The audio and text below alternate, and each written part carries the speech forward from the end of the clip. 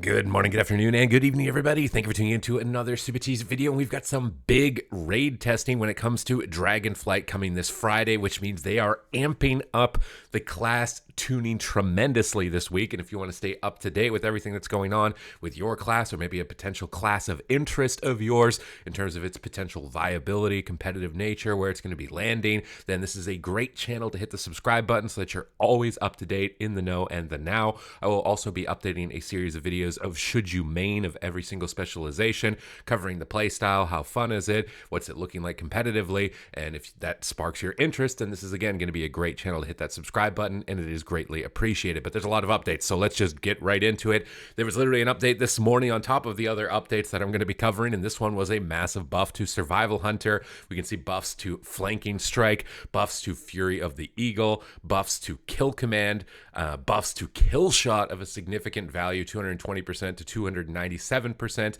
Ruthless Marauder being buffed by 10%.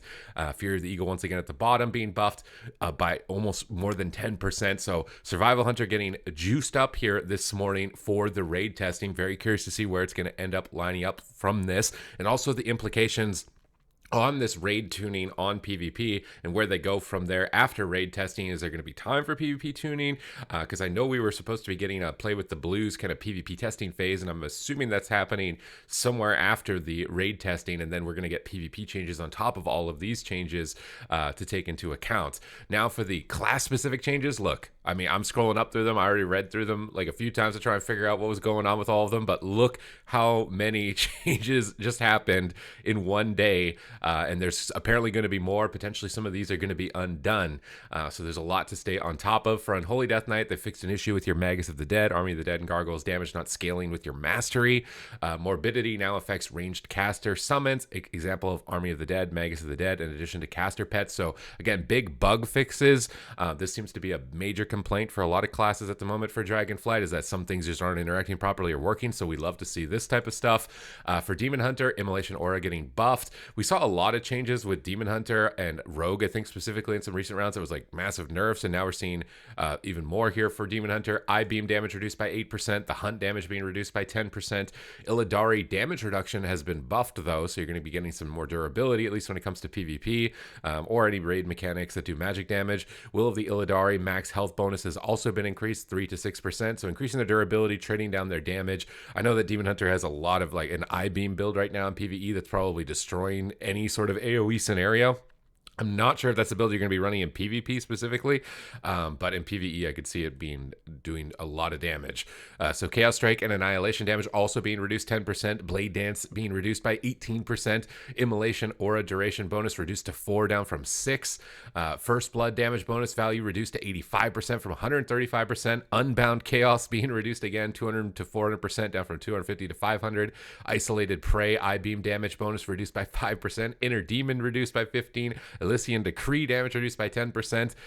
Demon Hunters, you guys have obviously been very top performer to be getting nerf after nerf after nerf. So curious to see where you end up after this, if it's going to be more equal, if we're going to get top heavy specs with somebody at the bottom, what's going to be looking like in terms of the overall representation. For Vengeance, Elysian Decree no longer deals 10% reduced damage when spec'd into Vengeance. Focused Cleave damage bonus reduced to 30%. Fell Flame Fortification damage reduction increased to 10% from 6. Revel in Pain maximum absorb value increased by 50. Cycle of Binding cooldown reduction per sigil increased to 3 seconds up from 2. For Druid, for Boomkin, this was a big blow for Boomkin again. You're just getting nerfed after nerfed after nerfed after nerfed after nerfed. I know that the PvE Moonkins are like, when I played Boomkin in PvP, I'm a bit disappointed with some of the nerfs that are happening in here, but a lot of them are not going to affect PvP. Astral spells are now affected by both eclipses while active. That's actually a buff. It's going to increase your Star Surge damage. Denizen of the Dream is now affected by eclipses and mastery. Again, a buff. This is like a bug fix. Denizen of the Dream now scales with spell power. Goldrin's Fang is now affected by eclipses and mastery. That's a big buff to the extra summoned wolf. Goldrin's Fang is now also affected by Moonkin form. Sigia has been renamed to Orbital Strike because there was no way anybody was ever going to say that. Wild Mushroom and Orbital Strike are now affected by Balance of All Things. Ooh. Okay, so you're going to get some increased crit chance for Wild Mushroom. Astral Smolder, Fungal Growth, and Lunar Shrapnel can no longer critical strike. That's a big nerf to the AoE damage. Astral Smolder, Fungal Growth, and Lunar Shrapnel no longer benefit twice from player stats. What the? They're benefiting twice from player stats? This is the type of bug fixing that I'm talking about. Like, that type of stuff could easily put a class up to the top if it's not noticed, addressed. So, yeah, big issue fix there is going to be a big nerf. Fix an issue where Wild Mushroom damage was not being modified by talents. Astral Invocations damage increase has been reduced by 45%. I think this is the one that buffs your Wrath and Starfire damage. That's a big nerf. If that is Starfall damage, well, if we weren't going to be pressing Starfall on PvP, we're probably definitely not pressing it ever now. And then the developer notes read that Balance Druids will see that several other spells have been reduced in power on the beta. What? There's even more? We're still working on these changes, so expect a few to be reverted over the course of the week. So thank you for your patience. Yeah, I really don't want the casted damage to not be strong. If the casted damage gets nerfed too much and we're just Star Surge cannons every minute in PvP, I'm going to be really disappointed. For Feral, Lunar Inspiration has moved to the left side of the tree, moved Infected Wounds to the center of the tree. Developer notes Lunar Inspiration and Infected Wounds are talents that are valuable to a broad variety of Feral Druid builds, but their previous positions were behind talents with more niche benefits. Their new positions should make them more accessible to play with different builds. Restoration, Cenarius' Guidance now grants clear casting every 5 seconds during Incarnation, down from 6. Life Bloom Blooms now reduce the cooldown of your Incarnation tree of life form by 2 seconds, up from 1.5 seconds. So they're definitely focusing heavily on like a Life Bloom for Resto Druid, trying to make it more competitively viable. The problem is that Life Bloom is not like an excellent AoE heal, so I don't know how they're planning on making it raid viable without making it really overtuned in small group content like 3v3 arenas and stuff like that. That's going to be a really interesting kind of juggling act they're gonna have to perform. Evoker's got some big buffs here, and I feel like Evoker needed some attention. Deep Breath and Dragonflight now remove all roots when activated. This is the first thing I said when I pressed them and I got rooted. It's like, I'm a dragon, I want to be able to fly out of these roots and go go in a straight line. Like, I'm supposed to be one of the most mobile classes in the game. I feel like I got less mobility than like 70% of the classes. So this little quality of life change is really good. Snapfire duration increased to 15 seconds, up from 10. For Preservation, the healing spec, Dream Breath has been redesigned to match Fire Breath's redesign. Healing is now the same at all Empower ranks. Applies a 16-second duration heal over time effect that heals 32% of the spell power every 2 seconds and instantly heals for 64%. The cooldown has also been decreased to 30 from 35. It can be very difficult to land a Dream Breath, especially on some raid encounters where either groups are spread out or constantly moving and trying to like fully ramp up the breath is going to be really tough to actually land. I saw a lot of frustration in some raid testing on streams that I was watching. I'm trying to get like a whole view perspective on the classes for the game, and I noticed that as a big problem. It's also going to be a big problem in PvP when you got people just like blinking around the map, and yeah. So this is a nice quality of life change. Renewing Breath increases overall healing of Dream Breath by 30%.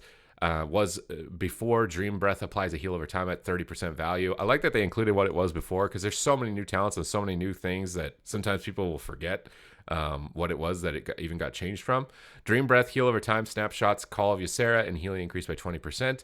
Temporal Anomaly no longer has a delay before slowing down when reaching an ally. Emerald Communion heals immediately when pressed. This was already a really powerful self-heal in PvP. That's going to make it really good.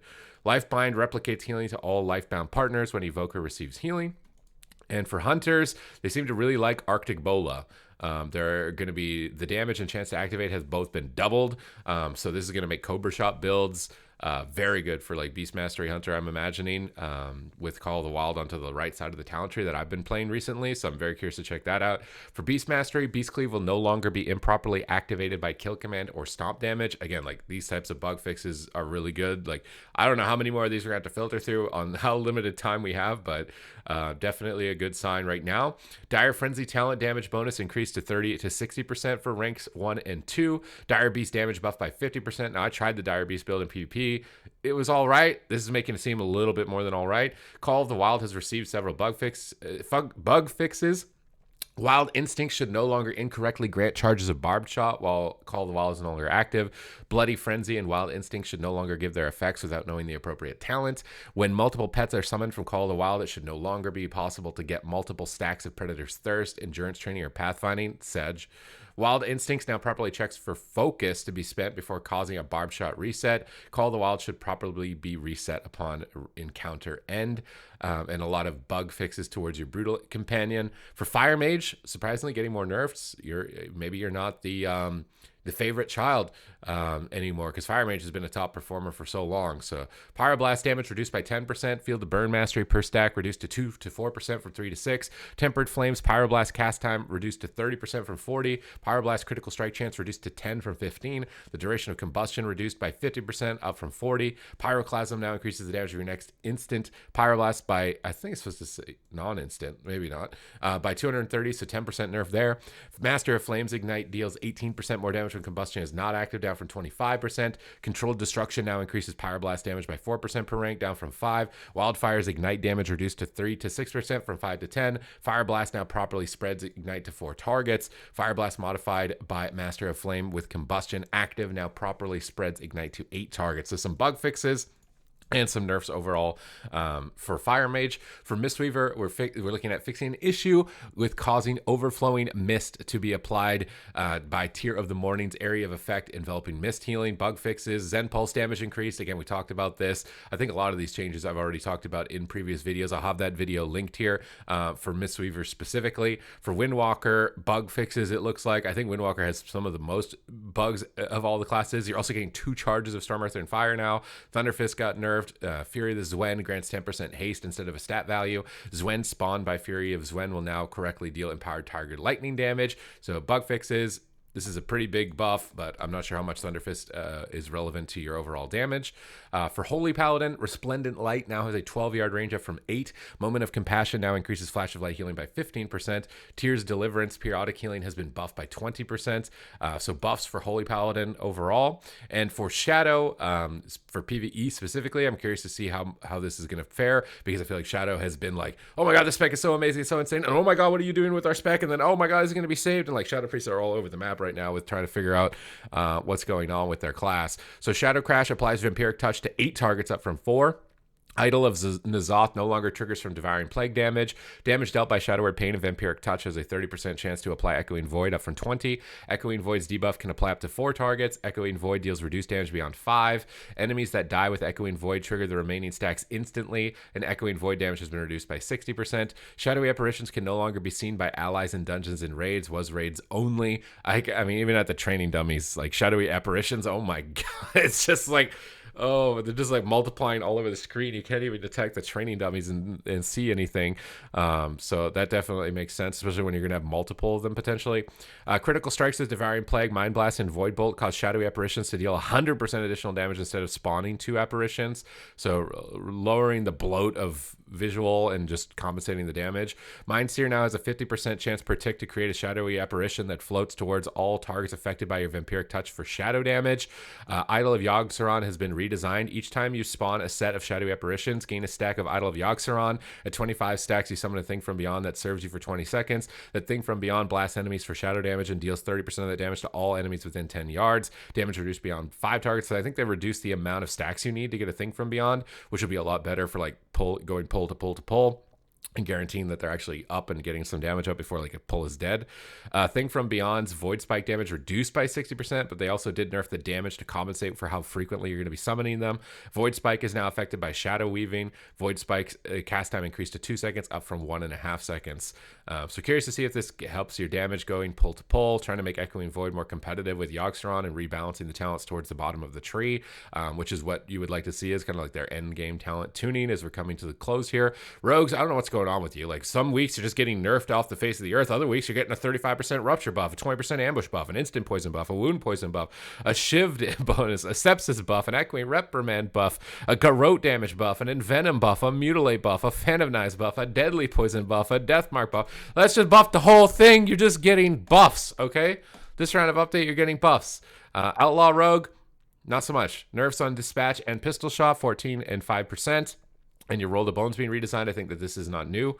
For Subtlety Rogue, yeah, we talked about the Eviscerate 4% damage in my other video, which I'll have linked for you if you'd like to watch it. For Elemental Shaman, 17% buff to Lightning Bolt. I've been seeing some really wacky stuff going on with Shaman, though, at the moment. I saw a 1.4 million hit from an enhancement Shaman. I'm seeing like 400,000 Lightning Bolts in PvP. So whatever these buffs are that are going on with Shaman is scaling them to ludicrous levels, at least when it comes to PvP. And I can't imagine that they're going to be okay with you getting like 1.4 million hit in PvE, if that's even possible to get those abilities scaled together. So these changes for Shaman, not sure if they're going to be sticking around very long or what's going to be going on with them, just because of how insane they actually are. For Demonology Warlock, it looks like a couple of nerfs towards Dreadlash. Fel and Steel now increases the damage of Fellstorm and Dreadbite by 10% from 20. Infernal Command now increases the damage of Wild Imps and Dreadstalkers by 5 to 10. So yeah, nerfs overall, it seems. Fel Sunder now increases the damage on enemies takes from you and your pets by 1% up to 5. It used to be up to 10. Demonic Tyrant's Demon Fire damage increased by 50%.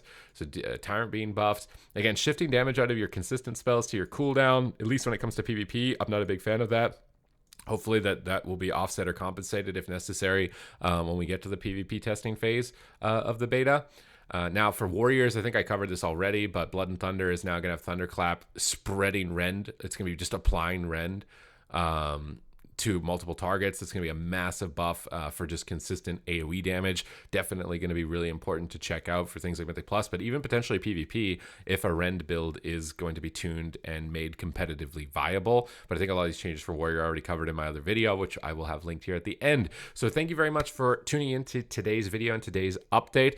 What did we really get out of this? Rogues, you're just going up and down like a roller coaster. Boomkins, you're crashing, harder than the stock market. And Fire Mages, I don't know. I feel like your class, the way that it's designed, is like it's just going to always be in a good competitive spot. Just Combustion's power, the way that you can reduce its cooldown, going trash pull to trash pull, and always having great blast AoE damage. Like, it'd be really tough for Fire to not be competitive. I don't know, other than redesigning the spec entirely, even with it getting nerfed as minor as it did today. And then Survival Hunters got a really big win.